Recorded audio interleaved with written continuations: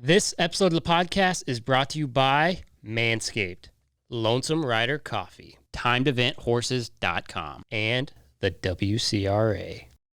Guys, Manscaped, the Lawnmower 3.0. The only thing I wish I could have done in my whole life is try the first and second version of this trimmer. Why? Because I wanted to see how much better this one was than what they created before. I will tell you, they sent me this exact Lawnmower 3.0 right here.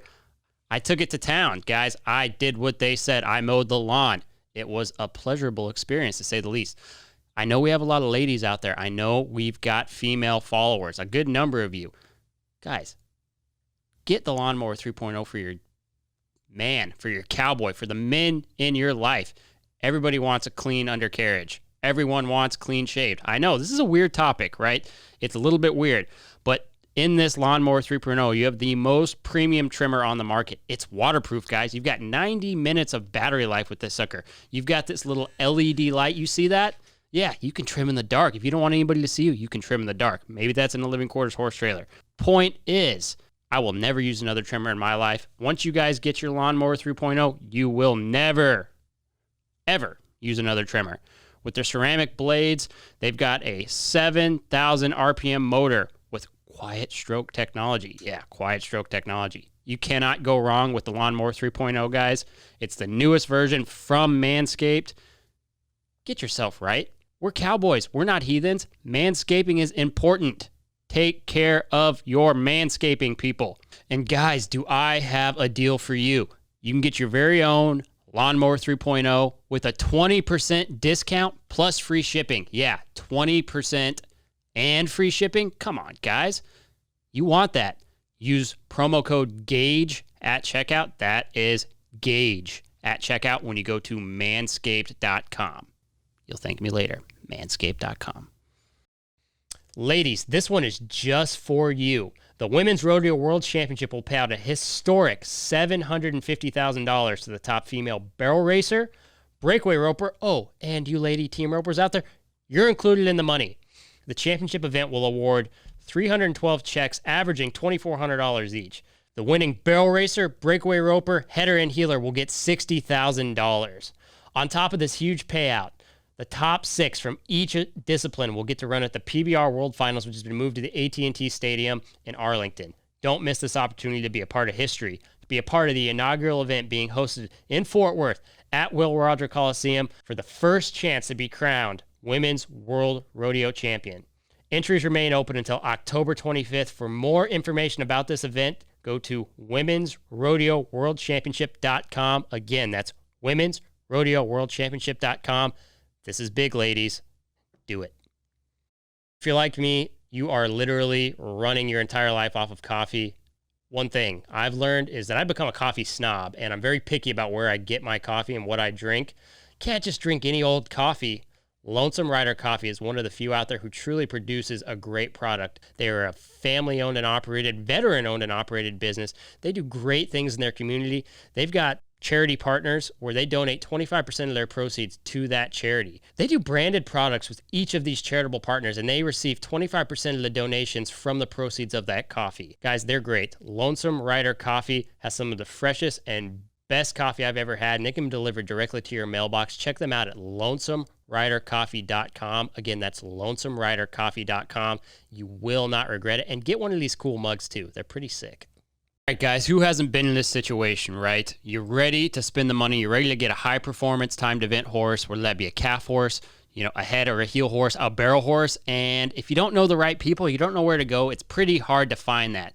All the websites are kind of a cluster. Well, that's where TimedEventHorses.com comes in, guys. They're trying to revolutionize the way that we buy and sell high-performance rodeo horses.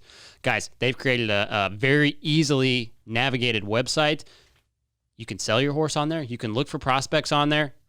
This is a state-of-the-art website, which is helping to modernize the industry that we're all involved in, guys. I think it's a really important thing to take a look at.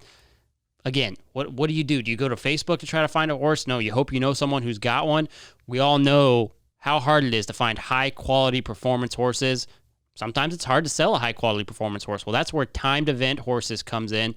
Not to mention, guys, they've got a portion of their website dedicated to the stallions, right? If you want to advertise your stud or you want to find a good stud to breed your mare to this coming spring, they've got that too.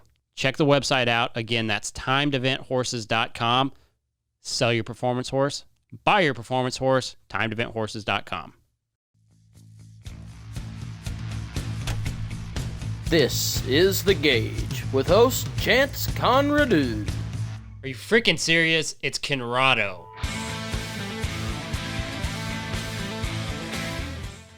This is The Gauge, and I am Chance Conrado. On this episode of the podcast, we have got the reigning and defending tie-down world champion, Haven Meged. He's also the average champion, the Ram National Circuit Finals champion, the college champion, his circuit champion. Rookie of the year last year. Like 2019, he did things that I don't know if any tie-down roper's ever done. Certainly not since Joe B. But to be from Montana, do the things that he's done. He's 22 years old. He can drink, by the way. It's pretty exciting. He's a cool, really cool guy. I enjoy hanging out with him, and we had a good time. Although we got here at the butt crack of dawn to do this podcast, we were drinking coffee instead of liquor, so this is a new one for me. But regardless, check it out. Mic check 1 2 3. Mic check 1 2 3. Mic check 1 2 3. Mic check 1 2 3. Have you been on a podcast before? Never? Not like this. Yeah. But I mean, I've done it over the cell phone. Oh yeah, yeah, we do a little different around here. Yeah, it's a little nicer. Yeah. I mean, that was kind of the goal we had. Is like, okay, if we're gonna do it, let's. Because I've been wanting to do this for like 3 years. Really? Yeah, I was just a little scared to do it. So well, There's a lot of people that have came out and started doing more podcasts. You know, you see crazy. it all the time. Like people always call and say, "Hey, do you want to do it?" I'm like, "Yeah, that's fine. I'll do it over the phone." Yeah, it's crazy how many came out. I mean, I probably could have done a little market research before starting this one, but I was just like, there can't be that many people doing them. Well, once you start it and then you see it, it's like, oh my God, like everybody and their mom is starting a podcast. Yeah. So I was like, I guess we'll just stay in our lane. I don't really follow anybody else's stuff. But, I mean, we're just doing so many, it's like hard to keep track of anything. Yeah, no, I agree. There's, I guess, pretty much that COVID deal hit, and then everybody was doing it. Yeah. Everybody had time off. They did. Months. It's funny, though, because ours, it had nothing to do with COVID. You know, we had been planning it. You know, I was going to do it by myself, and then I started talking to Dustin. First of all, he was like, "What's podcast? 12 Gauge Ranch. What's podcast?" I was like, well, hold on. Let me explain what a podcast is. You go, look at this guy's name's Joe Rogan. I want to do basically what he does, but for rodeo. Yeah. He's like, no. Yeah.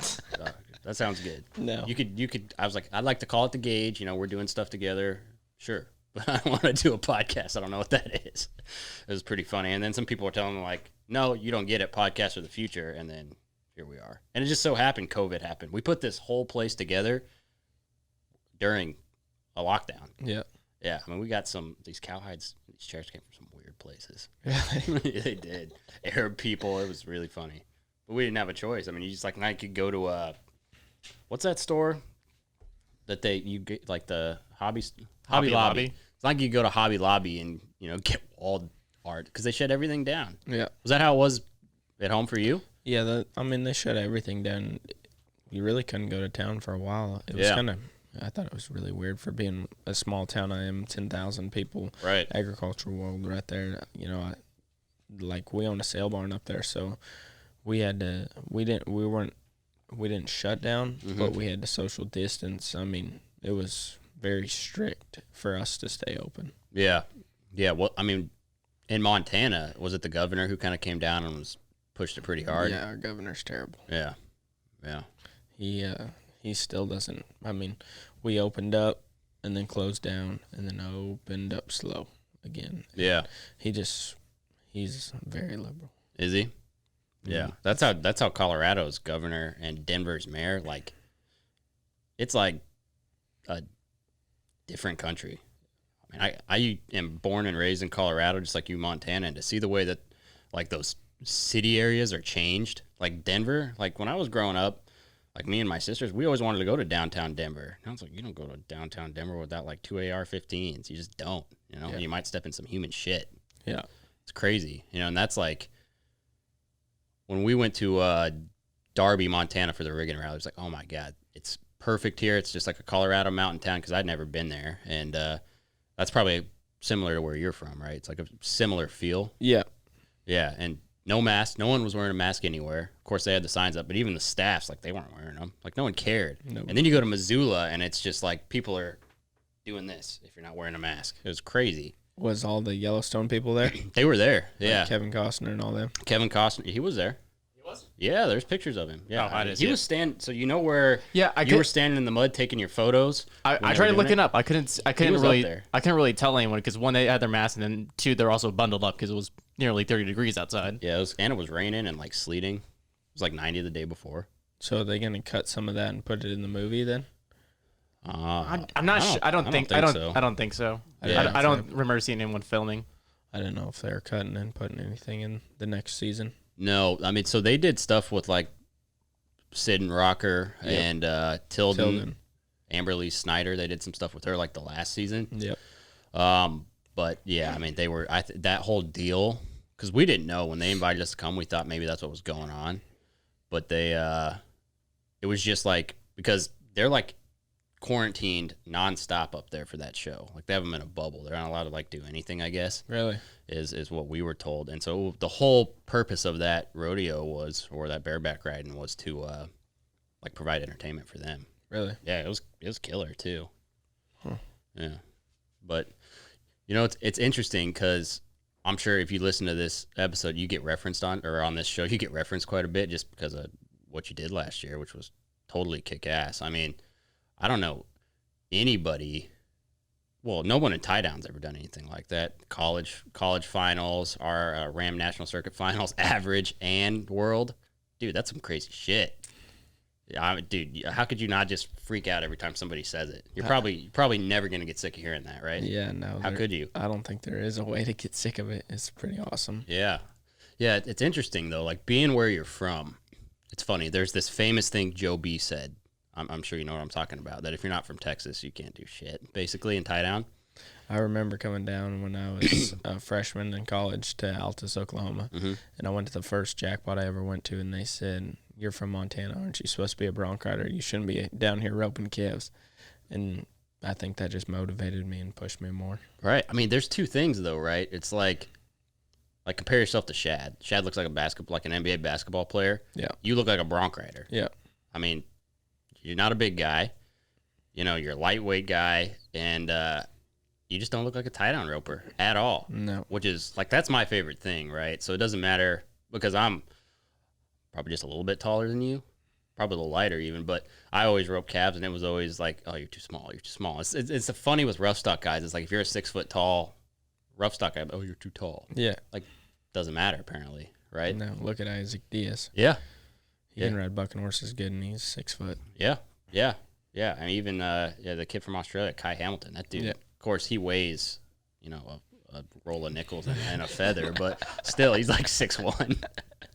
But I don't know, man. It was the interesting thing, and it's probably annoying to you. Maybe it's not. Maybe you like kind of flying under the radar, but you do. You fly under the radar. It's so weird to me. It's like the shit that you won.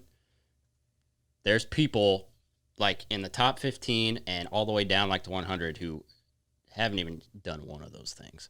And some kid literally can't even drink, dude. Yeah. You know, what's that like in Vegas? Like you do all this stuff. You're the pillar of consistency, gold buckle ceremony, all this stuff.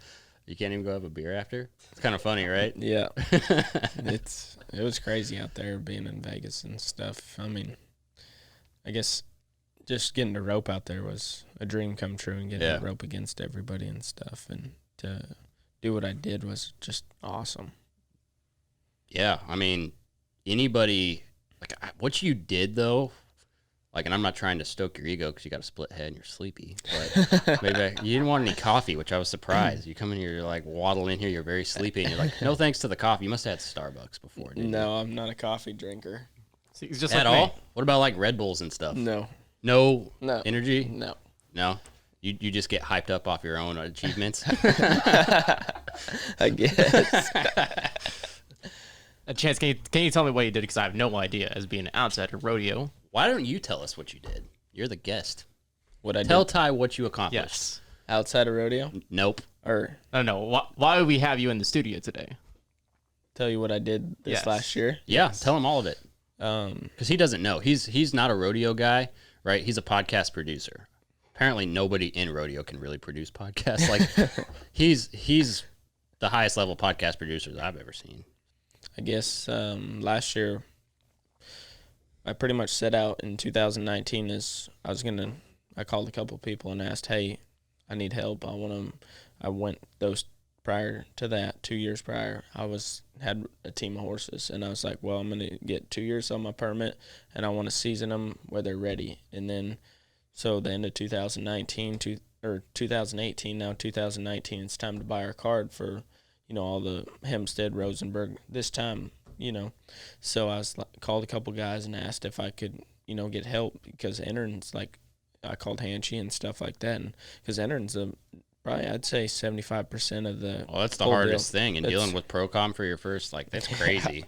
And they never answer, and you about miss the books. Call them and call them and call them. You'd think they'd make an app, kind of like the WCRA. Well, they honestly just start having us text now, and it's almost a bigger pain in the butt. Right. But, so that's how it all started is, I had goals as to, in 2019, my rookie year, I want to win the Canadian Rookie of the Year, I wanted to win the Canadian World in average, and then win the PRCA Rookie, and then win the World in average in the PRCA. So it's just something, I felt like I've worked so hard for and set my goals, and I knew what I wanted. And I guess I wasn't like a normal college student.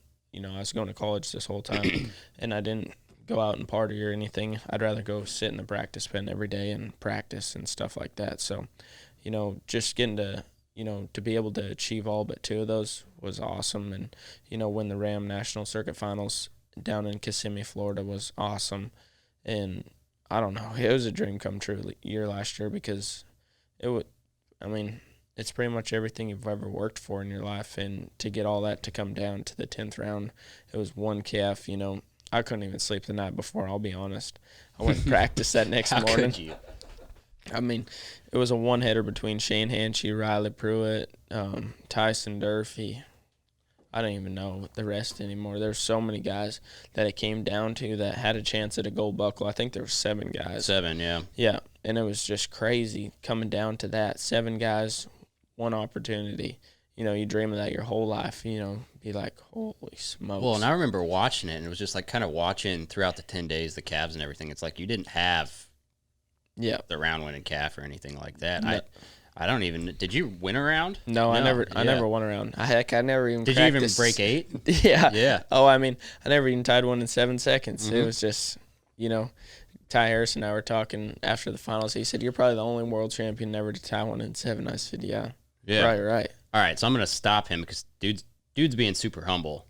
He is. This is what he did, right? So there's never first and foremost, there's never been a tie down. I don't think there's been a tie down world champion from Montana. Period. Very few from up north. But so when he set out, it was his rookie year, right? So people, they go from their permit, which is kind of like to season yourself. Then you get your rookie, your rookie year going, and to win Rookie of the Year, it's hard enough. Very few people do that, one person a year, right? And in a tie down, it's probably one of the hardest fields to be Rookie of the Year in. So he won Rookie of the Year, right? Ram National Circuit Finals, and actually my sister won Ram National Circuit Finals one year, so I know a lot about that. And you were the Montana Circuit champion too. So Ram National Circuit Finals, like $25,000, $20,000 truck deal. He won a bunch, and it worked out well for him. But he qualified for the NFR, right? Then he went to the NFR. Probably one of the most consistent 10 days anybody's had. Won the average, and then he won the world thanks to that average money by like $1,000 over Shane Hanchy. It's no one's ever done all of those things. Oh, and he was a college champion. This is all 1 year. Dude's just like killing it. The stars just aligned for him, and he kind of flew under the radar the whole time. Yeah, because he was a rookie. Nobody knew who you were, really. Nobody did. Yeah. I was just a boy from Montana. Yeah. And the big, I wouldn't say it's a misconception, because let's be real, it's kind of been true up until you, but people from up north are not necessarily going to win a lot of rodeos competing against everybody from Texas and the lower, Well, lower yeah, I states, mean, especially just- in tie down. Yeah, I mean, like I've told a lot of people I do schools in Montana and stuff, and I tell all those kids, I say, everybody down south have way more opportunity than you guys up here, and they get jackpots, ropings, Every single night, you can rope. rodeos. Yeah, every night of the week if they want to go, they can practice every day of the year.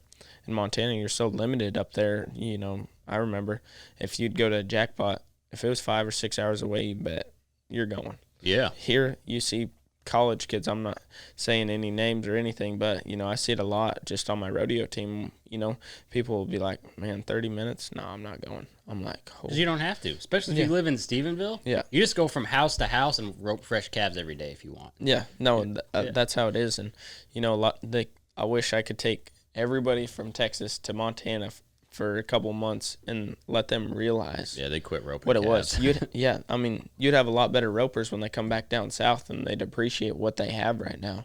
Because I mean, I try to take full opportunity of everything I have when I'm down here. You know, when I bring my young horses and stuff, I want to be going to the jackpots where I can be going and having horses coming up. And you know, the only way to get better is put your name down. Yeah, and it's funny because it's like we're talking to Ty because he didn't know anything about rodeo, but there's a lot of people who probably don't understand a lot of it, right? You may have people from other events, but use barrel racing, for instance, right? It doesn't matter where you're at. Every state, maybe not Hawaii or Alaska, but there's going to be a barrel race every single weekend and a weekly jackpot. And that's in every freaking state for the most part. Tie down's not like that. You know, tie down is not like that. I'm from Colorado, right? And there was not tie down jackpots, right? There's one, maybe two people who put on little tie downs, and you're not roping great calves, and you're not roping against anybody, you know. And then you've got the circuit rodeos, so there's not a lot of opportunity up there, and it's even worse in Montana.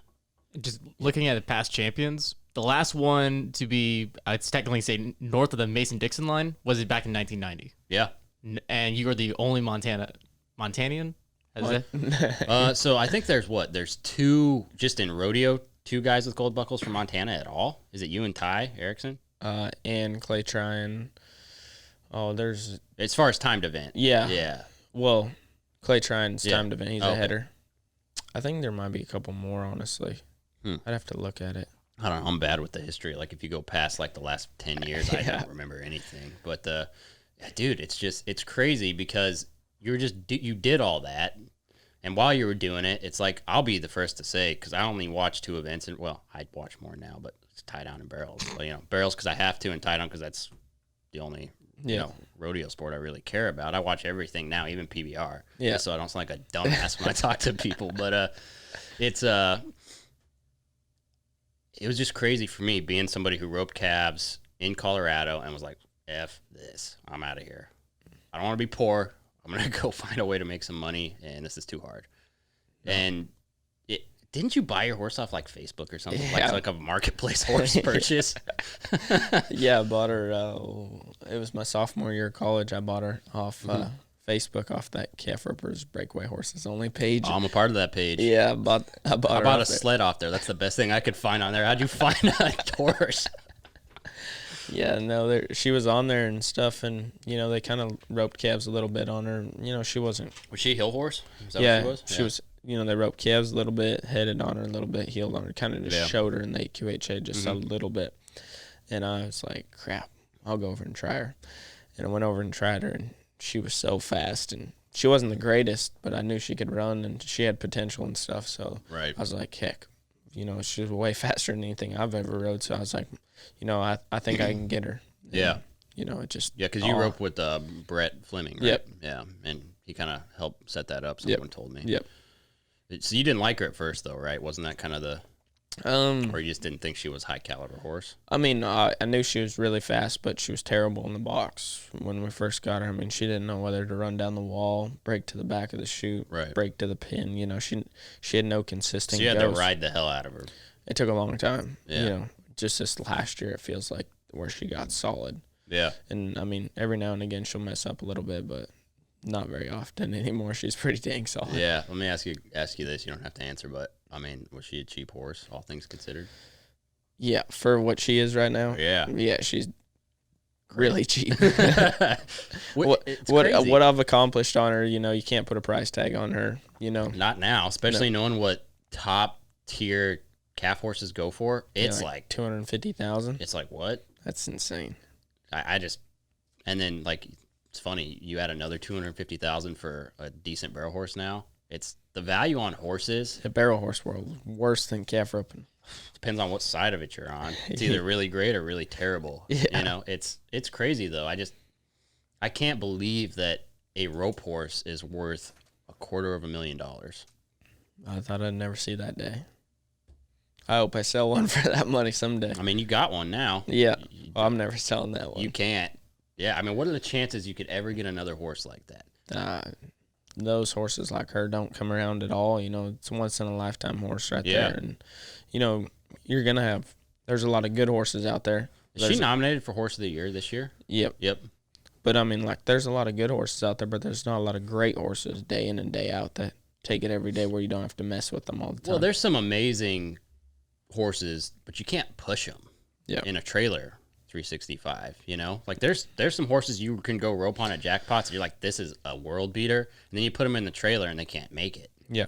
You know? I agree. Which that little horse, I mean, that's like half a Shetland pony.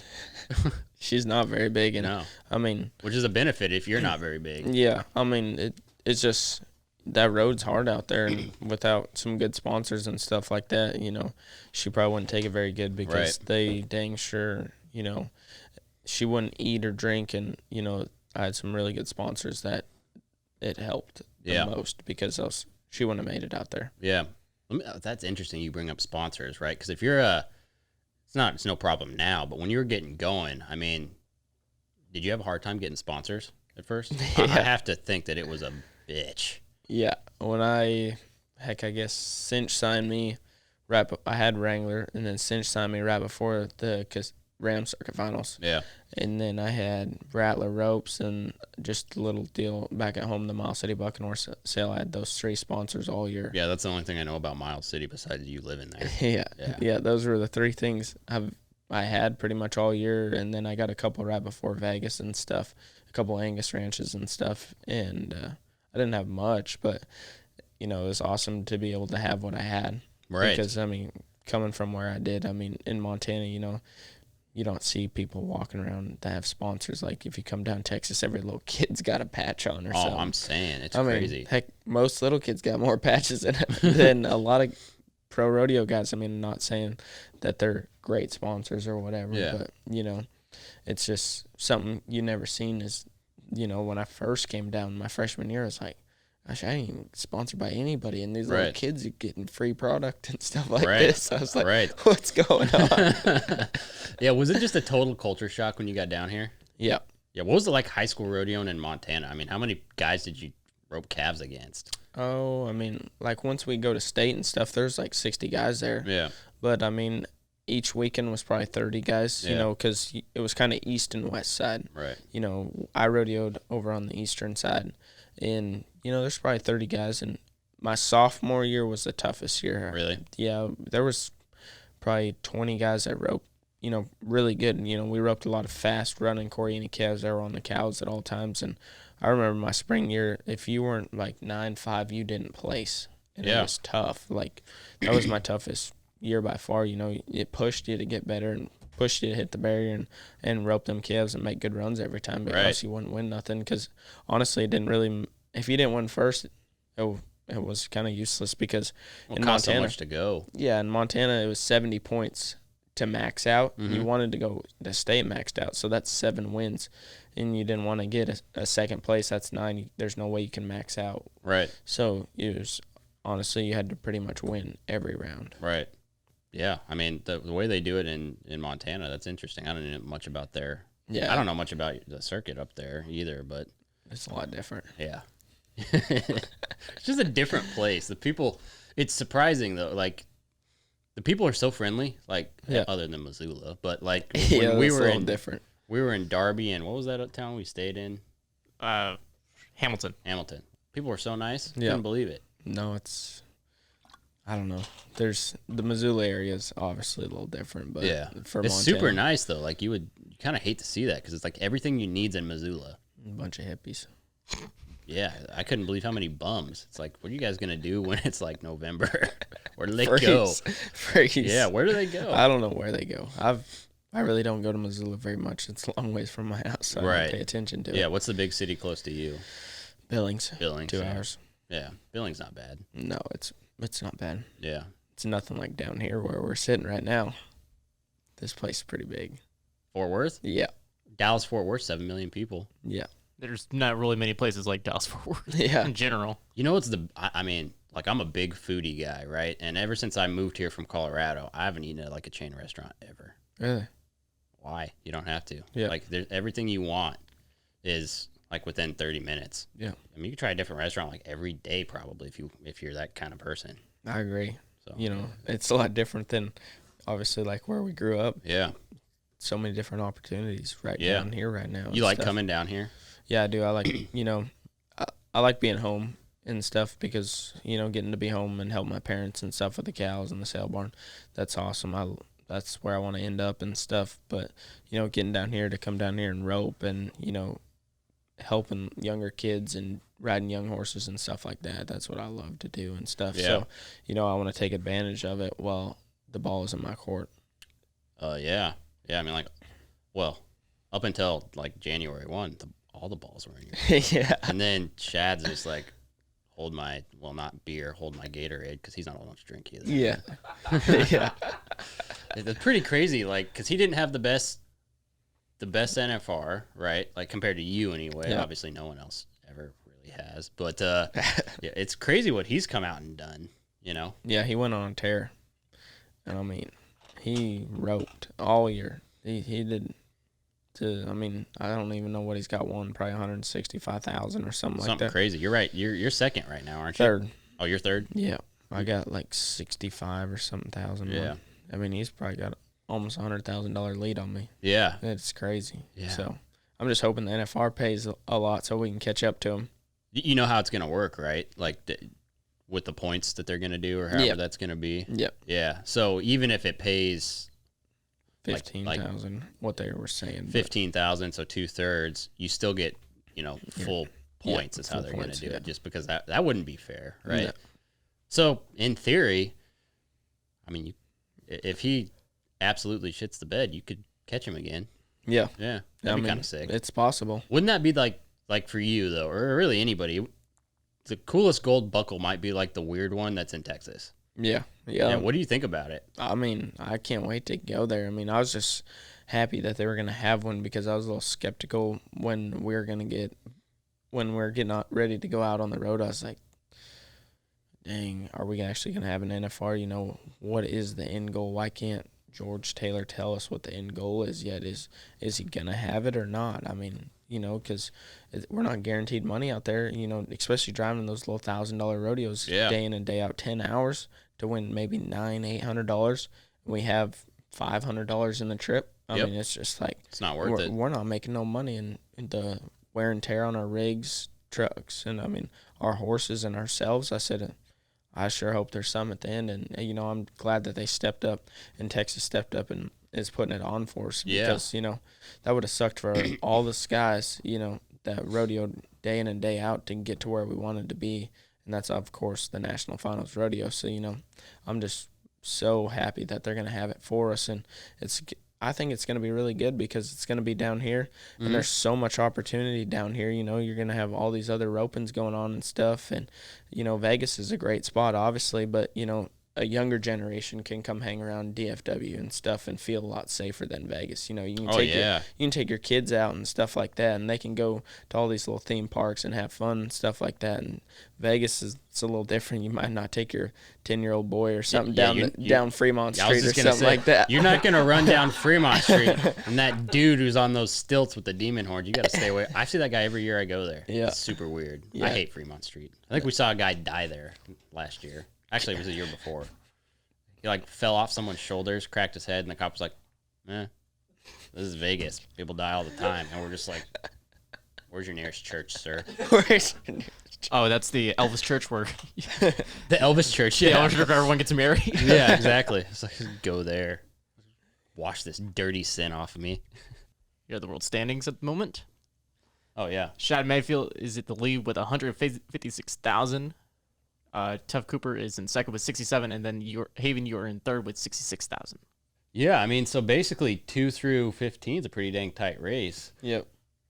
Number 1 though, it's like that's tough. Yeah, no, it's a tight I wonder what the race. biggest lead anybody in any event's overcome. It's got to be close to that. Yeah, it's got to be close. So, I mean, if you get or 100 anybody in that area gets 3-4 round wins and an average, and he doesn't do much. I mean, but all he has to do is win a couple rounds, and it's impossible. Yeah, yeah. If he wins a couple of rounds, it's obviously out of the question. But Yeah. you know, hopefully we place long and win rounds and stuff, and have a chance and win the average again. You know, Yeah, I take another average buckle if I yeah. can't win the world. I'm saying, like, yeah, it's funny because people who win the average kind of like the world's obviously great and everything, but that extra 60 grand you get for winning the average is nice. Yeah, that's really nice. So You know, just to be able. I have a hard time. I wear my gold buckle, you know, and stuff, and I wear my Kissimmee buckle, but I have my Rookie of the Year and my average buckle sitting in the house, and it's just like one guy was like, "You're probably never gonna wear that Resistol Rookie of the Year buckle." I said, "No, you're probably right. I'm probably never gonna wear that. You know, just leave it in the case and stuff." Yeah. And it's just, I don't know. It gives me chills going over there, and you know, I got it up in the house on something, and yeah, it just gives you chills. And then when you watch the videos from the national finals, to watch that, and just, I mean, I can just feel like go back in time and just sit there and close your eyes and listen to it and just hear the announcers and, you know, the energy in the crowd and stuff like that. You know, when I threw my hands up in there, I mean, just that whole place was vibrating. It was just crazy, you know. yeah. It just, something like that, you know, it's just really cool to be able to walk over there and look at it and see what you did and stuff. And, you know, it's, I don't know how to really, there's no way to really describe the feeling what it was like to be able to do that. Yeah, I mean, that's every single person who's ever swung their leg over a horse, you know, in the Western world, like, would love to have that feeling. I mean, everybody, you know, or set aside rodeo, right? Like any sport, like every UFC fighter, boxer, Super Bowl. I mean, it's all the same, right? That's our Super Bowl, and when you just stack up all those things, that's like an AFC championship, MVP, like that. That's like every single thing. Like very few people in sports have probably done like checked every single box in one year. Yeah. And it's crazy, which you know, the one thing, like, not to be all like Debbie Downer, like it would be great if rodeo was bigger, right? Yeah. Like for you to do that, like you should be sitting next to LeBron James on Sports Center. You know what I mean? Yeah. That'd be awesome. Or whoever. Or like sitting next to Conor McGregor or something like that. And I just wish rodeo was on that level. I mean, hopefully things like this show, just with the sheer amount of people who listen to it, like I hope it just reaches others, because that's kind of the whole point of this, right? Is like, how can we build rodeo, right? It's been the same thing forever, right? And you're always going to have people who aren't going to agree with tie down. I mean, there's only one other event, and they don't even put it out there, which was the steer roping. Sorry, got politically correct, but and it's just a dangerous sport from that standpoint, right? Because it's just people are always, they're roping baby calves, they're choking them, they're tying their feet. This is crazy, you know. So that's the one issue with tie down, right? Yeah. No, you go to all these rodeos and stuff, and you got PETA and everybody all over the place. You know, they don't want it, and you know, it sucks for, you know, up and coming young kids, you know, let's say 10-year-old kids, you know, because there might not be calf roping in another 10 years by the time they're ready to buy their pro card, because, you know, you just don't know, you know, the presidential election's going to, you know, determine a lot of this stuff, what's going to happen and stuff. But, you know, just, it's crazy because a lot of people think it's so bad, and what we do is so bad. Everything is really, we're not even doing anything bad. You know, we always have vets on hand and everything. We're trying to take care of everything. Well, so you have an interesting insight, right? Because you guys have a sale barn, and you've been raising cattle your whole life. Yep. It is not easy to keep high-quality roping calves alive. No. Any calf alive. So when you have them run like that and get roped 10 nights in a row, like, those calves are in the best shape. They're getting the best feed, the best medication, the best treatment of, like, any cow anywhere. Like, Go look at how your hamburger cow gets treated. Yeah, literally. I mean, if those little calves have an ear down, they're getting some Banamine or something to knock that fever off or something, you know, because obviously the stock contractor, he doesn't want to lose them, and we don't want to run a sick calf, you know, some days you might want to run one, but it's just, you don't want it because, you know, potentially farther down the road, then that calf's going to give up, and then let's say you might not get up when you're about to tie one at 7, you know, it's just stuff like that. People don't understand what we really do. They just see what we do in the arena. They don't see nothing behind the scenes. Right. I mean, that's just like everything, right? Like, Yeah. It's funny, you talked about the presidential election. Did you watch the debate? No, I didn't get to. I was at a Hempstead jackpot that night. Yeah. Probably for the better. It was pretty rough. It was rough. Yeah, because Really? this is going to be the first election you get to vote in, too, Yeah. isn't it? Yeah. Yeah. Not as exciting as a gold buckle, probably. Nah, I mean, Guys, Manscaped, the Lawnmower 3.0. The only thing I wish I could have done in my whole life is try the first and second version of this trimmer. Why? Because I wanted to see how much better this one was than what they created before.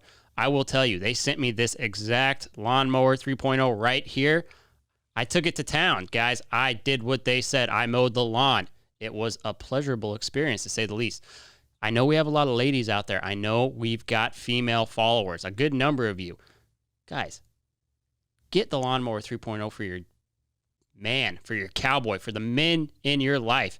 Everybody wants a clean undercarriage. Everyone wants clean shaved. I know this is a weird topic, right? It's a little bit weird, but in this Lawnmower 3.0, you have the most premium trimmer on the market. It's waterproof, guys. You've got 90 minutes of battery life with this sucker. You've got this little LED light. You see that? Yeah, you can trim in the dark. If you don't want anybody to see you, you can trim in the dark. Maybe that's in a living quarters horse trailer. Point is, I will never use another trimmer in my life. Once you guys get your Lawnmower 3.0, you will never, ever use another trimmer. With their ceramic blades, they've got a 7,000 RPM motor with quiet stroke technology. Yeah, quiet stroke technology. You cannot go wrong with the Lawnmower 3.0, guys. It's the newest version from Manscaped. Get yourself right. We're cowboys. We're not heathens. Manscaping is important. Take care of your manscaping, people. And guys, do I have a deal for you? You can get your very own Lawnmower 3.0 with a 20% discount plus free shipping. Yeah, 20% and free shipping. Come on, guys. You want that. Use promo code GAUGE at checkout. That is GAUGE at checkout when you go to manscaped.com. You'll thank me later. Manscaped.com. Guys, if you're like me, you are literally running your entire life off of coffee. One thing I've learned is that I've become a coffee snob, and I'm very picky about where I get my coffee and what I drink. Can't just drink any old coffee. Lonesome Rider Coffee is one of the few out there who truly produces a great product. They are a family-owned and operated, veteran-owned and operated business. They do great things in their community. They've got charity partners where they donate 25% of their proceeds to that charity. They do branded products with each of these charitable partners, and they receive 25% of the donations from the proceeds of that coffee. Guys, they're great. Lonesome Rider Coffee has some of the freshest and best coffee I've ever had, and they can be delivered directly to your mailbox. Check them out at lonesomeridercoffee.com. Again, that's lonesomeridercoffee.com. You will not regret it. And get one of these cool mugs, too. They're pretty sick. Ladies, this one is just for you. The Women's Rodeo World Championship will pay out a historic $750,000 to the top female barrel racer, breakaway roper. Oh, and you lady team ropers out there, you're included in the money. The championship event will award 312 checks averaging $2,400 each. The winning barrel racer, breakaway roper, header, and heeler will get $60,000. On top of this huge payout, the top 6 from each discipline will get to run at the PBR World Finals, which has been moved to the AT&T Stadium in Arlington. Don't miss this opportunity to be a part of history, to be a part of the inaugural event being hosted in Fort Worth at Will Rogers Coliseum for the first chance to be crowned Women's World Rodeo Champion. Entries remain open until October 25th. For more information about this event, go to womensrodeoworldchampionship.com. Again, that's womensrodeoworldchampionship.com. This is big, ladies. Do it. All right, guys, who hasn't been in this situation, right? You're ready to spend the money. You're ready to get a high-performance timed event horse, whether that be a calf horse. a head or a heel horse, a barrel horse. And if you don't know the right people, you don't know where to go, it's pretty hard to find that. All the websites are kind of a cluster. Well, that's where timedeventhorses.com comes in, guys. They're trying to revolutionize the way that we buy and sell high-performance rodeo horses. Guys, they've created a very easily navigated website. You can sell your horse on there. You can look for prospects on there. This is a state-of-the-art website, which is helping to modernize the industry that we're all involved in, guys. I think it's a really important thing to take a look at. Again, what do you do? Do you go to Facebook to try to find a horse? No, you hope you know someone who's got one. We all know how hard it is to find high-quality performance horses. Sometimes it's hard to sell a high-quality performance horse. Well, that's where Timed Event Horses comes in. Not to mention, guys, they've got a portion of their website dedicated to the stallions, right? If you want to advertise your stud or you want to find a good stud to breed your mare to this coming spring, they've got that too. Check the website out. Again, that's timedeventhorses.com. Sell your performance horse. Buy your performance horse. timedeventhorses.com. I mean, how long have your parents been in the cattle business? Oh, my dad's been in ever since he's a little kid. My dad grew up showing cattle, so he flew over to Australia, and he was in Canada all the time. That's what he did. What's his opinion? Cattle. I mean, it's so interesting. Somebody who's been in that industry and seen the ups and downs of it. I mean, he probably saw, the election when it went from Bush Senior to Clinton, and I mean, there had to have been an effect on it at that point, I'm sure. Yeah, I mean, he's seen a lot of stuff, and he's seen the highest part of the cattle market, probably 5 years ago when they would sell bred heifers for $30,000 and you couldn't buy a roping calf for $1,000. Right. I remember that and stuff. And heck, you could sell roping steers for $1,000. I thought I was making a lot of money off my Corey Annie herd at that point in time in my life. But right. It's just to the point where it is right now is, you sell a steer calf for maybe $800 to $1,000 right now, give or take what they weigh and stuff like that.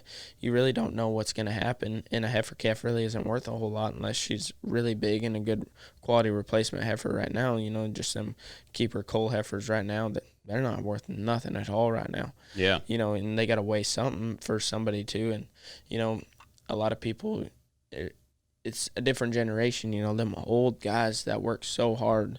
You see, it's no different from the regular world, that you got all these people that, wanted to go out and get jobs. Now you got all these young kids playing video games or on their phone. Well, it's the same way in the cattle market. You got all these old ranchers that used to work their butt off, give shots all the time to their cattle, make their cattle worth money. Now you got these younger guys. They don't want to do any extra work, They don't really care. So that's a big deal right now in the cattle market. Nobody wants to go past and give the shots and take the time and make their cattle worth more money. They'd rather just take what they're going to get for them. Yeah. Well, and that's kind of the mindset of like the generation. You know what I mean? Let's just get by. Well, yeah, let's just get by. Or like, it's weird because like the entire West was built off of the cattle market. Yeah. The whole West. I mean, that was the thing. Like people were running cows from one side of the country to the other, open ranging them and doing like that. And like everything was built off of that, and then then came oil and gold and those things. But first it was cattle, because that's what you had to eat. So you had to keep your herd alive to kind of survive. But why would anybody want to get in the cattle market now? Like, why would somebody like you, other than the fact that your family's in it and your history, like a guy like me, I'm not buying cows. Right now. I mean, not unless there's somewhere where you can make money right now. I would say the cow-calf operation, if you have your places paid off and not paying leases, yes, you can make money in the cattle market. But if you don't, if you're paying lease money and for the tubs and mineral and all that stuff, we're not making money this year. Yeah. It's just it's a tough year, and, obviously you have to face that kind of stuff. And, there's a lot of people that go bankrupt through this kind of year like this, lose ranches, lose their herds, cattle and stuff like that, just to be able to pay their loans and stuff like that.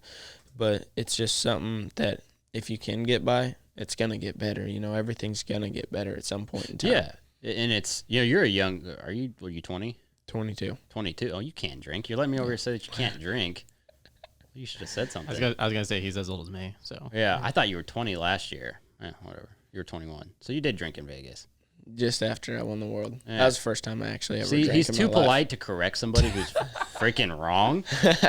Yeah, like I said, I'm a dumbass. I thought you were 20 for some reason. I last should have year. corrected you earlier. Yeah. Whatever. But I'm scared of correcting you. I don't tell people happy birthday anyway. Yeah. Do you tell people happy birthday on Facebook? It makes me uncomfortable. Not on Facebook, really. Yeah, I don't either. So, which means I don't look at people's birthday, because how else would you know someone's birthday, like in this modern age? Yeah, no. Facebook's about the only way you figure out a lot of stuff anymore. Isn't it? Yeah. Yeah, and Facebook sucks too. You turn it on and you're going to see. Yep, pretty much. Anyway, he's 22. He's not 20. So retract my freaking stupidity. Yeah. Makes for good content. This is from Montana. He's just like, this dude's telling me that I'm not old enough to drink. I'm 22. Didn't even say a word. World champion, average champion, all this stuff last year, and he won't even correct somebody? Come on. Sorry. Must be that head injury. Yeah, it must be that. That T-post got me. Yep. So I did a little bit of research, found some interesting stuff. So you're only the 17th world champion from Montana, and then you're only the second world champion from Miles City, Montana. The last one being Jack Kirshner in 1936 for steer wrestling. Heck, I didn't even know that. So you're the second overall world champion from Miles City, Montana. Dang. That's one thing I didn't know. Yeah. Learn something new every day. Yeah. I just learned your age. Yeah. And I guess like that, it was pretty cool to, after Vegas and stuff, is, you know, you had all these people looking up history and stuff like that, and to be able to be the first timed event guy to win the college finals and the world and all that was honestly pretty cool, because there was 3 other roughies that have done it but never a timed event guy, and that was pretty awesome. And I guess also since Joe Beaver, it's been 35 years since somebody's done what Joe Beaver did in his rookie year. And, you know, we were out at Vegas at the Resistol Rookie of the Year deal, getting our buckles and stuff. And, you know, obviously it wasn't over. Shad and I both had to take a picture with the saddle and stuff like that, because it wasn't determined until the last night, last round. And I'll never forget this. Joe Beaver was sitting up there talking, and he was talking about the calf roping, and he said, I think we're 5 rounds deep or something in this. And he came up and took a picture before me, we were doing the ceremony and stuff. And he said, keep doing what you're doing. He said, you're going to be the world champion. And, you know, how did he know? You know, it's just pretty awesome. And he got up there and he said that over the speaker and stuff, and was talking about it and pulled us up there. And, you know, it's just pretty cool to be able to have a guy that did that 35 years ago, and to be able to accomplish that, you know, it's just, wow. You know, it's just pretty awesome. Is it crazy being around these guys? Like, you're in Montana, right? So you never spent any time with these guys. There's kids who roped with Joe B and Trevor and Tuff, and everybody down here, and have access to those guys most of their life, right? Because that's what's great about those guys will all help anybody. Yeah. That's what's nice about rodeo, is like football, you can't access anybody if you want to play football. You can't access anybody in pretty much any other sport. Rodeo, you can access everybody, unless you're in the Great White North and there is nobody. Yeah. It's kind of funny. Yeah. Like, you didn't have access to any of these guys, so it's just... No, I'm like a very visual learner. You know, I could pull up Trevor on YouTube and watch his videos and, you know, break it down and stuff, and, you know, get my swing the same and stuff like that, and try to ride like him. You know, it's just, I can visualize stuff really good. And that's, you know, honestly, I obviously didn't have the access, but, you know, I guess thank God for technology, because I can go watch tapes like that. And I will tell you, I said, Ty and I were talking, he said, you never even watched any of the old tapes of the NFR? And I said, no, the only time I've ever watched one tape of the old NFRs, you know, back in like the 70s, 80s, 90s, and the early 2000s, I've never seen any of that stuff before. And he was giving me crap the other day about it. And I was like, yeah, the only time I've ever watched any of that was, you know, that one tape when I sat at your house and stuff. We watched a one tape. And he just like, I can't believe that you don't know about these guys and stuff. And, you know, he says an older guy's name, and he said, you don't know about him? I was like, no, I don't know who that is or anything. And he said, how do you not know that? He said, I've watched all these tapes since I've been a little boy. And I said, you know, nobody really pushed that, and I didn't grow up, and my background wasn't around roping and stuff. Yeah. You know, we grew up in the cattle business. That's a good question. I think maybe like the last thing I ask you is like, what pushed you to go the route of roping calves? That's a good question, honestly, because my dad grew up showing cattle. My mom grew up in town. They had kind of run a rental business in town and stuff, and, you know, they had cows too. Mm-hmm. But it was, honestly, I didn't really have anybody right off the bat. We grew up tagging calves and stuff, and my dad made that my job is when I was young. Every one of us, there's 4 of us kids, and we had a job that we were supposed to do every day, and my job was go in the springtime was go tag the calves and don't run them. You had to sneak up on them and rope them in 1, 2, 3 swings, and that's it. If he caught you running, you get your butt busted. Yeah. So it's just something that I had to learn how to do is, take very few swings and learn how to rope the calf sharp around the neck, because if he caught you chasing him around the field, you usually got in trouble and stuff. And then it just kept going and going. And then, I junior high rodeoed my 7th and 8th grade year, and that was the first time I really rodeoed. And then I bought my first calf horse with my 4-H money my 8th grade year. And, that it was come from Ty Erickson actually. And, that horse was a huge blessing because it made everything easy. He was 15 years old, and now I gave him to a little boy the other day. He caught his first calf on him the other day, so it was pretty cool to see that. Yeah. And, he's 23 years old now. And dude, that's some cowboy shit. Like, you learned how to rope calves by roping calves in the field and tagging. Yeah. Like, that's where the event came from. Yeah, we never had an arena till I was probably a 5th grader and stuff. Yeah. And, heck, I didn't really rope that much back then. I roped outside all the time, and, we just had to take care of the cattle and stuff, and I always loved to be on a horse, so I was always out there roping and doctoring or whatever needed to be done. And, I feel like that's helped me so much. You see people grow up roping in lanes down here. Mm-hmm. If a calf steps right, they don't read it fast enough and get over there. If a calf steps left, they don't read it and get over there. I feel like, when you're in the wide open, you have to be so sharp on that, like right there. If that calf moves his head, you better get over there and get there. Yeah. Because it's just stuff that you learn being out there every day with the cattle and around them. It's just like, it's almost like Temple Grandin and stuff. If you ever watched any of those videos, how a cow's mind work and stuff like that.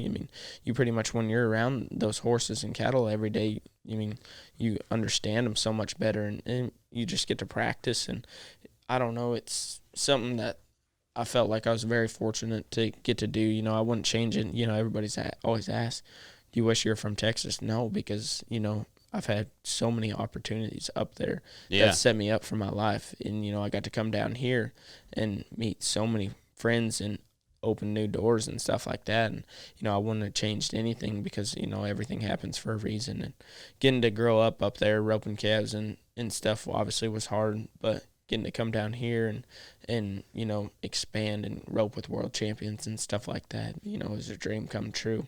So, I don't know, it was pretty cool to be able to rope in Montana and then pretty much come down, but to be able to say your story and stuff like that, because it's hard. I encourage a lot of the kids from the north to rope and stuff, because it's not easy to be able to be successful up there when you come down north, because you're gonna get your butt, or down south, you're gonna get your butt kicked for a while down here. I probably got my butt kicked for the first year and a half when I was down here before I figured out how to win, because people, you don't time in 7 and 8 seconds in Montana. Yeah.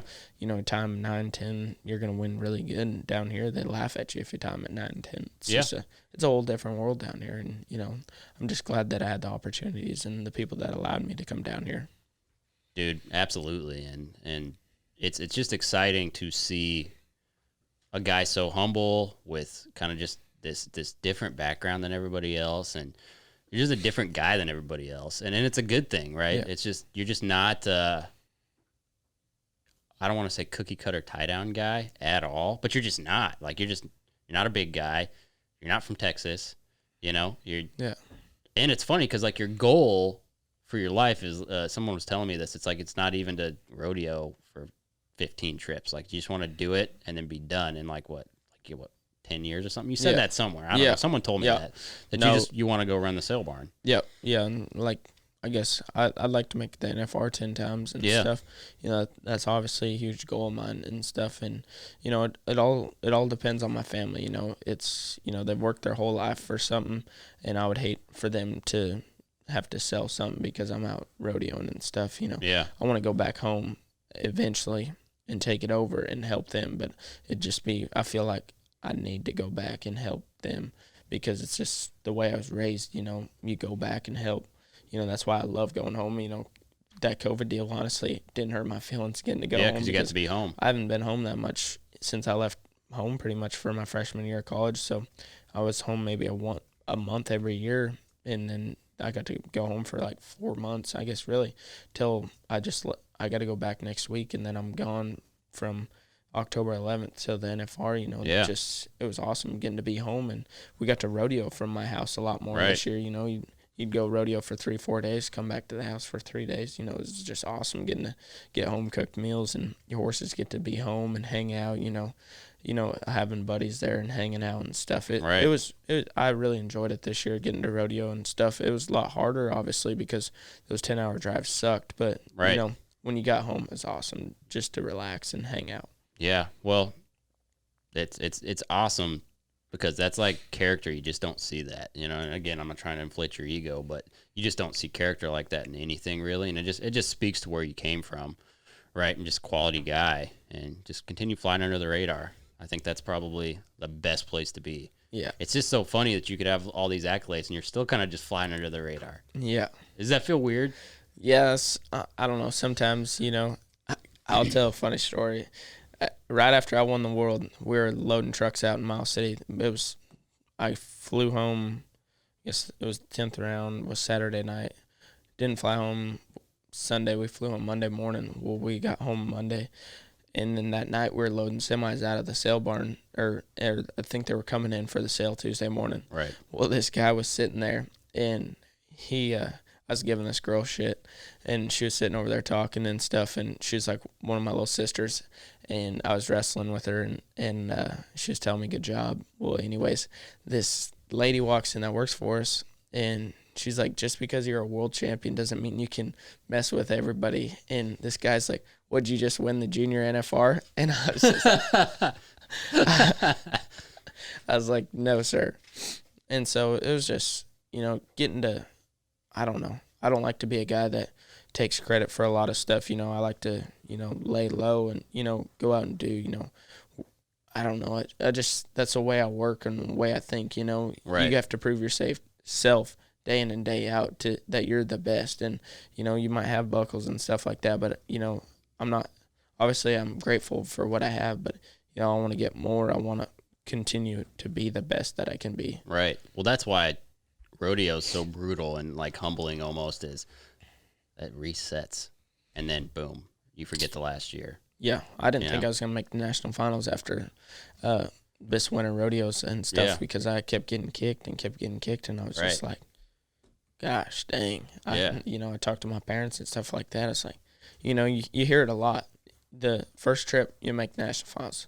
Second trip's the hardest year to ever make the national finals again because you go to the NFR and all you think about is you want to be back there. You need to be there, and you want to be there so bad that once stuff starts going the other way, it gets harder and harder and stuff like that. So, it's just a lot of people don't realize it. And, young kids that don't make the NFR right away, being in the top 20 or something like that, it's hard for them because they want to be there so bad. And I know the feeling and stuff like that because what it costs for us to get there is insane. Yeah. What we do. If you miss NFR, I don't know how you make any money without having to go back home and work so hard to get built back up. Yeah, especially in a short you're amount like of time. this, like where your 15, 14, 13 people are like 35, 45. Some of them are as low as 30 grand this year. Yeah. That's a huge loss. Huge. Especially when you rely on, I know a lot of people, you obviously do, who they don't have family businesses back home or good infrastructure like you're blessed to have. It's like that rodeo money is all there is. Yeah. It's a scary place to be. Yeah. So. No, that's why, like growing up, my dad always said, he wasn't ever in rodeo. He said, rodeo's not going to make you any money. Yeah. Well, he's somewhat right. He's right, yeah. It's hard, if you don't make the NFR, you're not going to make money. And if you don't have good sponsors, you're not going to make money. So that's something that it's true. So he's always helped me invest in little things like cows and stuff like that, where if rodeo didn't go good and I didn't make money, I had cows right here sitting there that I could go, sell my cows if I need money to rodeo or something like that, which I never do because I love being around cows. I study it so much, being embryos, selling bull calves and stuff like that. That's something I want to do later on down the road, is have a very prestigious Angus herd in Montana, and want people, horse market too. I want people to come up and say, well, I know Haven does good with his horses. He does everything good. I'll fly to Montana and try his horses. Yeah.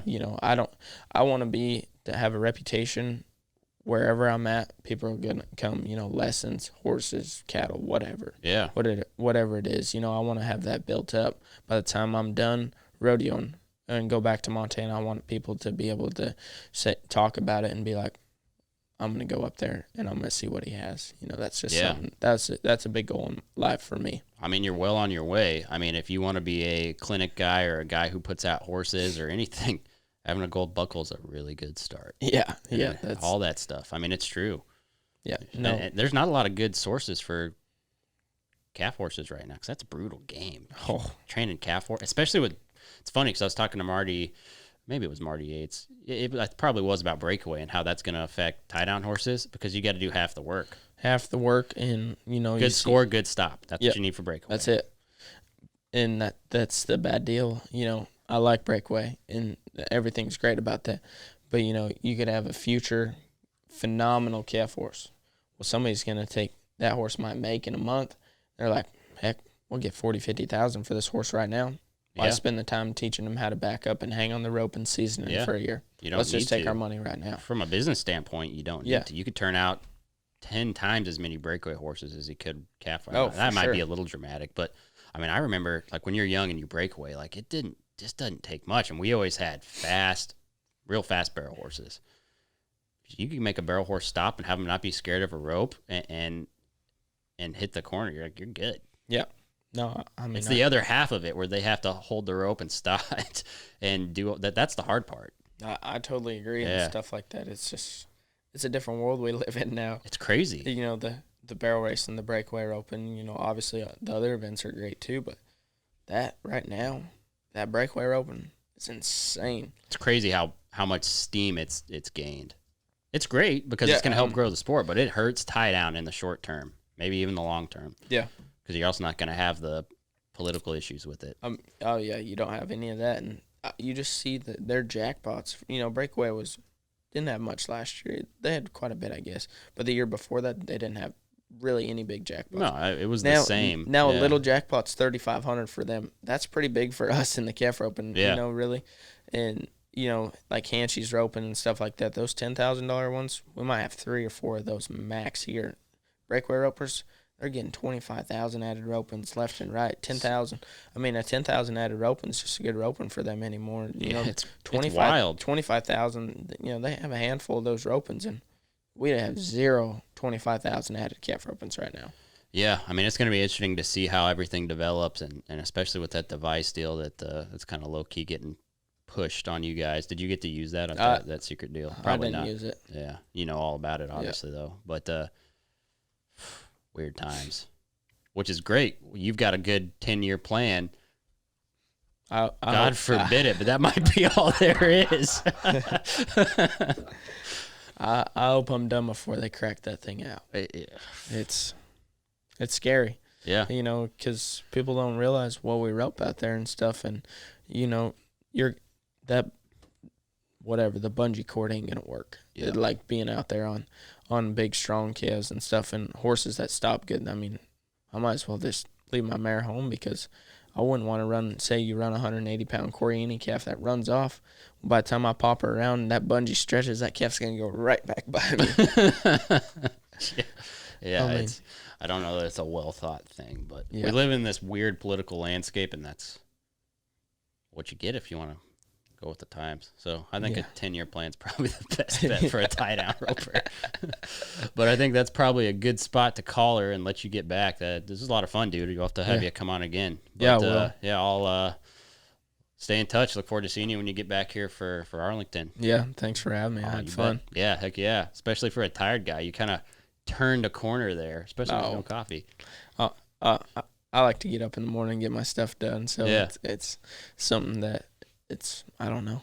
I just like to get my day started. And Yeah, get I'm going. an I don't early like morning guy too. Yeah, don't like to lay around and ease around all day. This guy gets up at like 3 in the afternoon. He's like, "Great, I'm ready to start my day." 3 in the afternoon. No, that's over exaggerating. And what do you stay up till midnight every night or what? No, I stay up to like 2 a.m. That's He's got a different life. I stay up to like 2, 3 a.m. You've never had to go feed 60 head of horses at 5 in the So morning. what's funny though, I had to every Saturday for like a good 3 years. I had to wake up at 5 a.m. every Saturday morning, Sunday morning to just go to work for radio, Yeah. and then be there until about noon. You 1, got paid. 2-ish. I never got paid feeding 60 head in the morning and 60 head in the afternoon. I got paid minimum wage, so it wasn't that great. Yeah. Well, better than nothing. In my world, minimum Yeah. wage was $0. yeah. You work for your parents, you ain't getting paid. You don't. You just have to do it. Like, this is your part. Yeah. But I wake up at like my normal is between like 10 to noon. But I'm always staying up to like 2, 3 because I'm just better. I get more work done at night. So If I sleep past 8:30, I feel like I just wasted the day. By noon, I've had like 6 conference calls and talked to like 300 people. well, I don't have your job, so Jobs. Jobs. Multiple jobs. Plural. Yeah, lots of jobs. Keep your hand out of too many pots. That's one piece of advice I would give you. Don't take on what I do. Or what Haven does, for that matter. It's a lot. Yeah. It's a different world that we live in, but I wouldn't change it. No, dude, the grinders are a rare breed now, so hats off to you. Well, in your case, keep your hat on because I don't want to look at that scar again. This has been The Gauge, hosted by me, Chance Conrado, produced and edited by our guy Ty Yeager. Shout out to the executive producers Dustin Pointer and Cody Denton. Marketing and content by Cassie Emerson. Our theme song is by Shay Ashshire and the Night Howlers. Make sure to rate and review this podcast as well as follow The Gauge on Twitter, Instagram, and Facebook. And make sure to subscribe to The Gauge wherever you get your podcasts. We'll see you guys next time.